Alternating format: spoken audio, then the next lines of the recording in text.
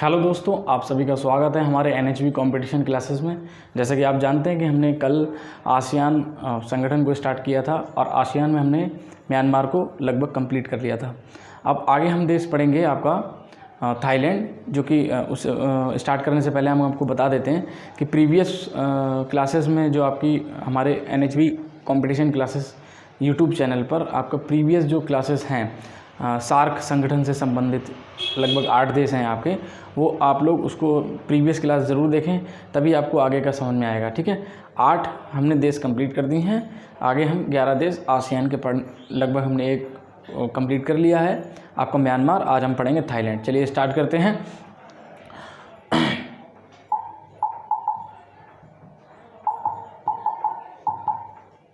ठीक है, और थाईलैंड स्टार्ट करने से पहले थोड़ा सा हम रिवीजन लेंगे क्लास का।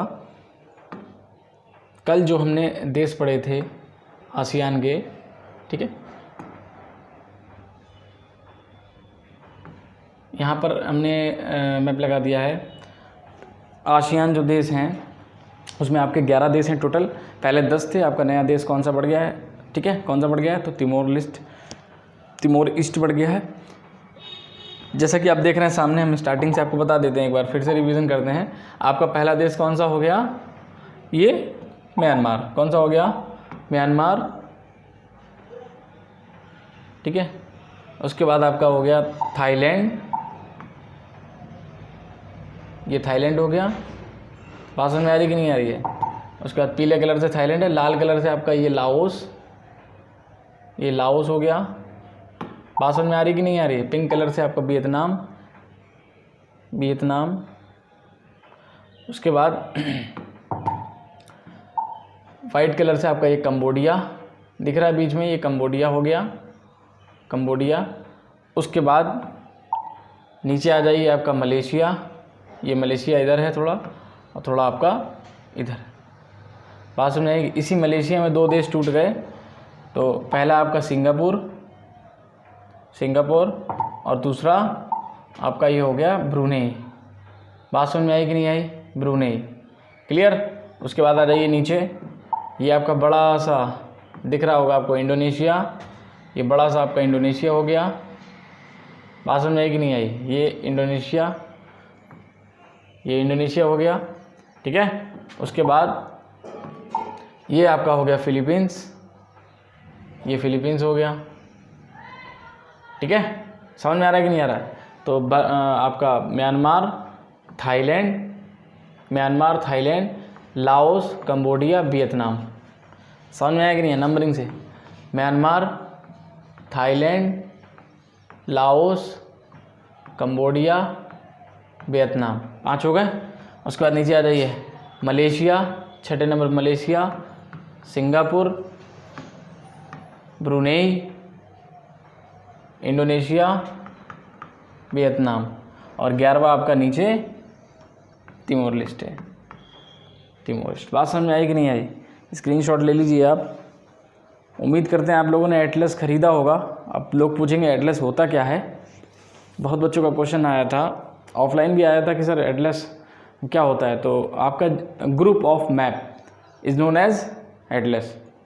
आपको उसमें एटलस में सारे मैप्स मिल जाएंगे, सारी कंट्रीज़ के, कहाँ पर इंडस्ट्रीज़ हैं, कहाँ पर आपके पहाड़ है, नदियाँ वगैरह, सभी देश की उसमें मैपिंग होती है।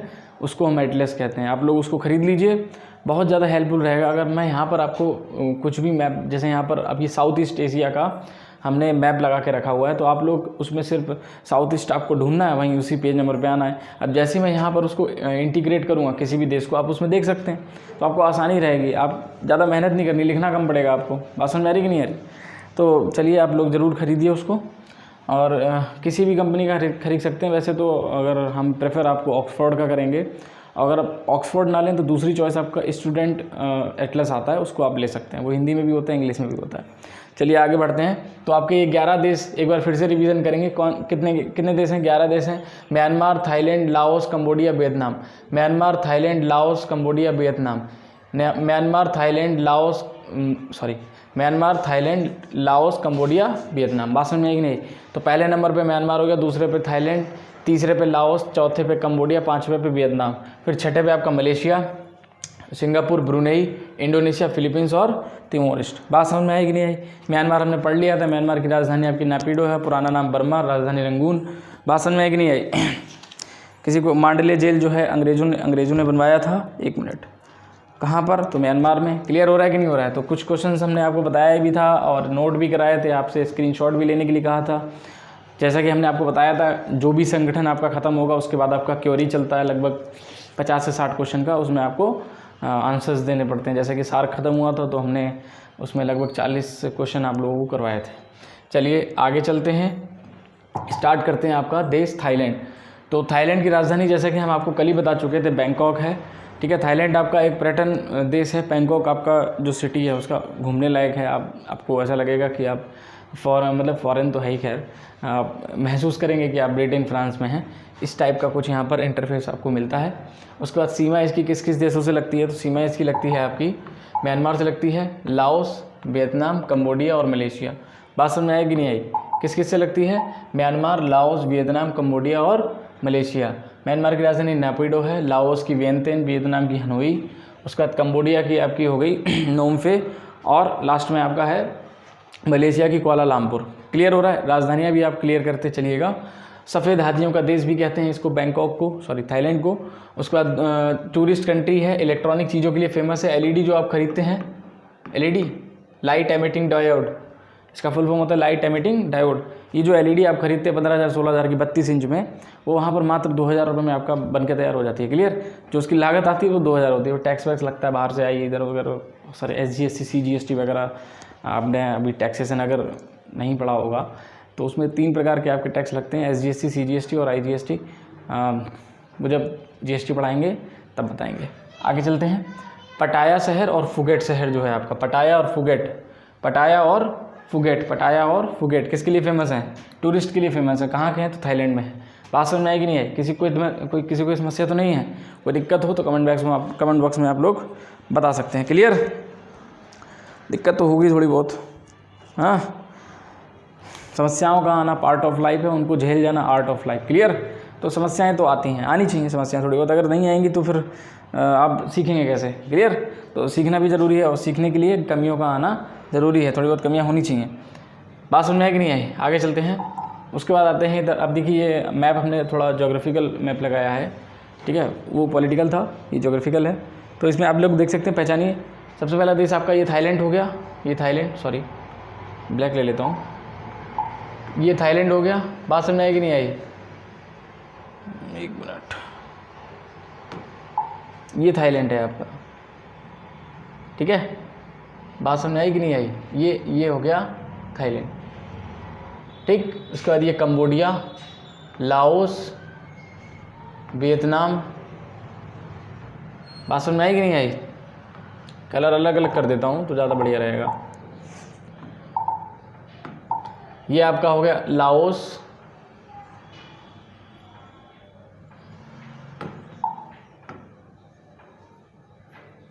ये लाओस हो गया। ये पीला वाला आपका कंबोडिया हो गया। उसके बाद ये वियतनाम हो गया। बात समझ में आई कि नहीं आई? समझ में आ रहा है? उसके बाद ये मलेशिया है, सिंगापुर है, मलेशिया यहाँ तक आपका ब्रुनेई, बंदरसिरी बागवान राजधानी है। उसके बाद इंडोनेशिया। बात समझ में आएगी? फिलीपींस, ठीक है, फिलीपींस हो गया। उसके बाद तुम्हारा तिमोर लेस्टे। ये आपके देश हो गए। ये जोग्राफिकल मैप है।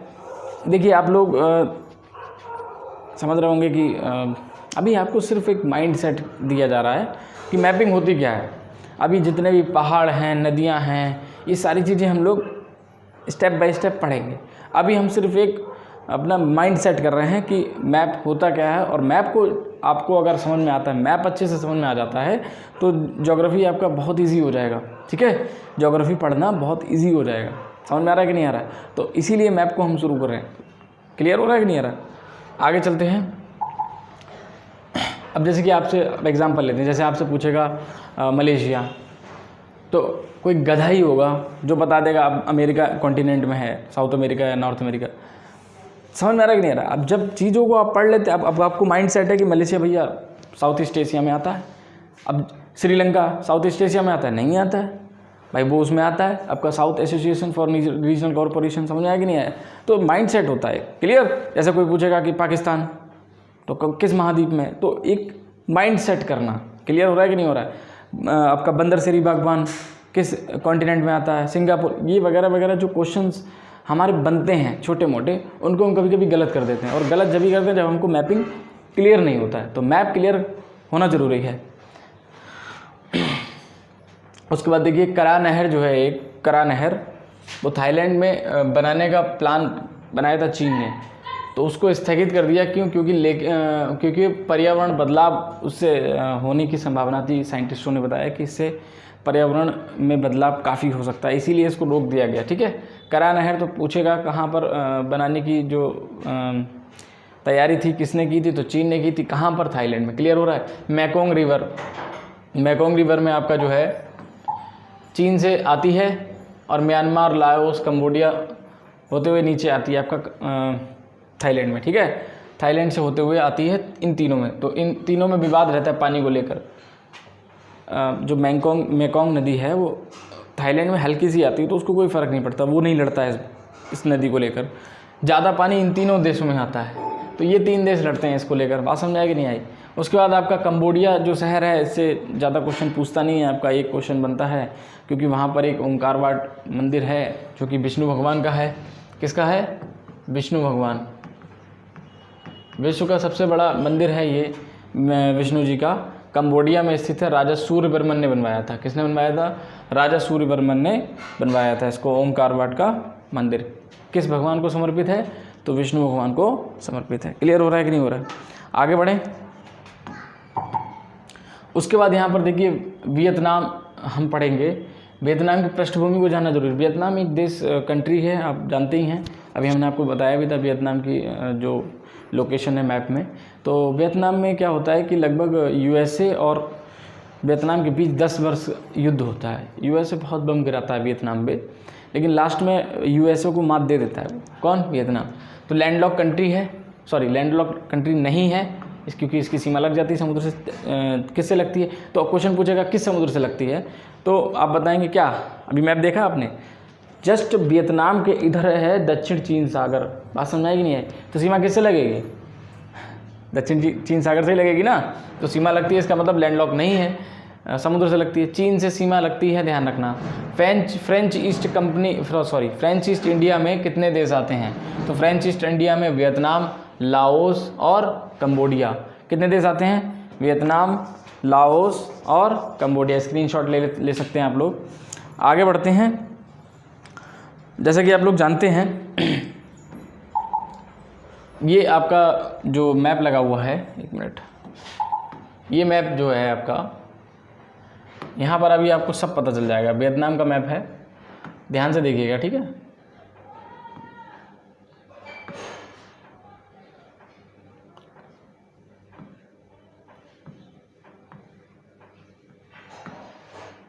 ये वियतनाम है, ठीक। वियतनाम के जस्ट ऊपर ये चाइना है, देखो ध्यान से। मैपिंग इसलिए ज़रूरी होती है। ये चाइना है, चाइना से सीमा लगती है, तो चाइना से सीमा लगती है, लाओस से लगती है, कंबोडिया से लगती है। किस किस से लग रही है? देखो ध्यान से, ये लाओस है, इससे लग रही है। उसके बाद आपका ये कंबोडिया से सीमा लग रही है, उसके बाद चाइना से लग रही है। बात समझ आई कि नहीं है? तो लाओस, चाइना और कंबोडिया से सीमा लगती है वियतनाम की। बात समझ में आई? तो यहाँ पर क्या होता है, यहाँ जैसे ही आपका यूएसएसआर और आपका एक क्या नाम उसका यूएसए, जब यूएसएसआर का विघटन होता है 1990 में, तो वो 15 देशों में बट जाता है। कजाकिस्तान, किर्गिस्तान वगैरह वगैरह बहुत सारे देश हैं, उसको भी पढ़ाएंगे। तो उसमें से सबसे बड़ा एक देश होता है रूस और अमेरिका यानी यूएसए के बीच में स्टार्ट होता है कोल्ड वॉर। हमने आपको बताया था 1990 से 90 या 91 से स्टार्ट हुआ था। ये आपका 1990-91 आपका कोल्ड वॉर में वियतनाम को जो है इन दोनों ने घेर के रखा था। ऊपर था आपका साम्यवाद। क्या था? ये वाला हिस्सा देखिए हम आपको पहले क्लियर करते हैं कि वियतनाम है। देखिए ये है वियतनाम, ध्यान से देखिएगा, काले से कर रहा हूँ मैं, ये है वियतनाम। क्लियर हो रहा है कि नहीं हो रहा है? आ जाओ भैया, ये वियतनाम है, ये है वियतनाम। दिख रहा है? अब शायद दिख रहा होगा सबको। मैं बाकी चीज़ हटा देता हूँ यहाँ से।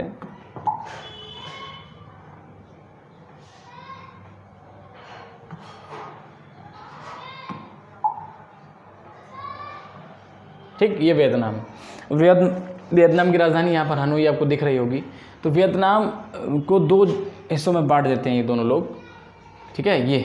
ये ऐसे ऊपर होता है साम्यवादी। साम्यवादी समझते हैं ना आप? साम्यवादी यानी कि रूस का कब्जा। नीचे आता आपका होता है पूंजीवादी। यहाँ पर होता है यूएसए का कब्जा, यानी अमेरिका का कब्जा होता है। बात समझ आ रही कि नहीं आ रही? तो यहाँ पर क्या रहता है, ये खुद तो लड़ते नहीं हैं, यहाँ की जनता को आपस में लड़ा देते हैं। ये खुद नहीं लड़ते कभी भी आमने सामने से। हमने आपको सार्क पढ़ाया था, सार्क में आपने श्रीलंका का देखा होगा, आपका जो लिट्टे था, ठीक है, एक आतंकवादी संगठन, उसको भी उसकी क्या गलती थी बेचारे की, या भारत की क्या गलती थी, या श्रीलंका की क्या गलती थी? हाँ, वहाँ पर आप देख रहे होंगे कि रूस और अमेरिका की लड़ाई थी, लेकिन लड़ कोई और रहा था। इसी को हम कोल्ड वॉर कहते हैं। यहाँ पर भी वही हो रहा था। ऊपर था आपका रूस का कब्जा साम्यवादी, और नीचे था आपका पूंजीवादी यूएसए का कब्जा। तो ये आपस में खुद तो सामने आमने लड़ते नहीं थे, क्योंकि इन्हें मालूम था अगर आमने सामने आएंगे तो तृतीय विश्व युद्ध जरूर होगा। बात समझ आई कि नहीं आई? फिर नाटो चला आएगा, उधर से वारसा चला आएगा, सभी जैसे आपस में लड़ जाएंगे। और यहाँ पर जो है, यहाँ की जो जनता है, इसको आपस में लड़ा देते हैं। बात समझ रहे हो ना?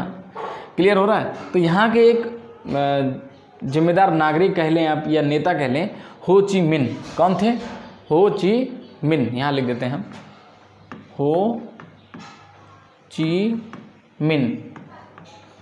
ये जो थे यहाँ पर, इन्होंने इन दोनों को भगाया। रूस और आपका यूएसए था, यहाँ से इसको भगा दिया, और जो है इसको एक देश में कन्वर्ट कर दिया। कहीं ना कहीं ये 2 हिस्सों में बटने जा रहा ही था, बट ही गया था, लगभग 90% बट ही गया था। एकदम इनकी सीमा भी बनने वाली थी, लेकिन जब तक आपके हो ची मिन जो थे, इन्होंने इन दोनों को यहाँ से भगाया और एक ही देश को रखा।